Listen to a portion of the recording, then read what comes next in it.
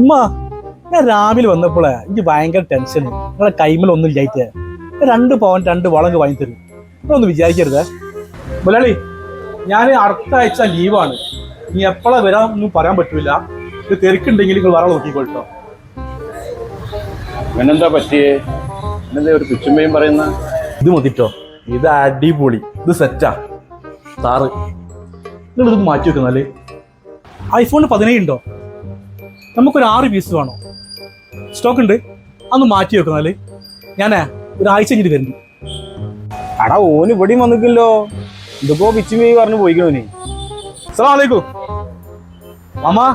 നിങ്ങളെ കച്ചവടം എങ്ങനെ പോണ്? നമ്മക്ക് ഈ ഷോപ്പ് ഒന്ന് പൊളിച്ചിട്ട് വലുതാക്കണം. ഞാൻ ചെറുതാകുമ്പോൾ കാണുന്ന ചെറിയൊരു ഷോപ്പിലേക്ക് നിൽക്കുന്നത് അതെനിക്ക് സഹിക്കാൻ കഴിയില്ല. അപ്പോൾ ഫണ്ട് ഒരു പ്രശ്നമുള്ള കാര്യമില്ല. നിങ്ങൾ പൊളിച്ചാൽ പണിയെടുത്തോളി. ഞാനിപ്പോൾ തിരക്കിലാണ്, പോയിട്ട് വരാം കേട്ടോ. ഷാജുക്കാരെ വന്നു പോയത് അത് പെങ്ങളെ മോനോ? നമുക്ക് എന്ത് പറ്റിയെന്ന് അറിയില്ല.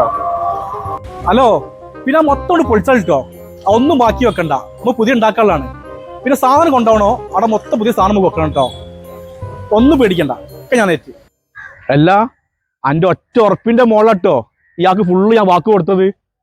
ലാസ്റ്റ് കൈ മലർത്തോ ഇല്ലല്ലേ? ഇത് മുത്താണ്.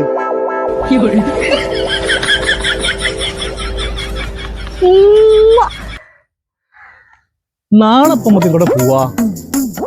സൂററാമന്റെ വീട് പൊളിയാനായി പറഞ്ഞു. അപ്പൊ നാളെ പൊളിച്ചാലോ നമുക്ക്.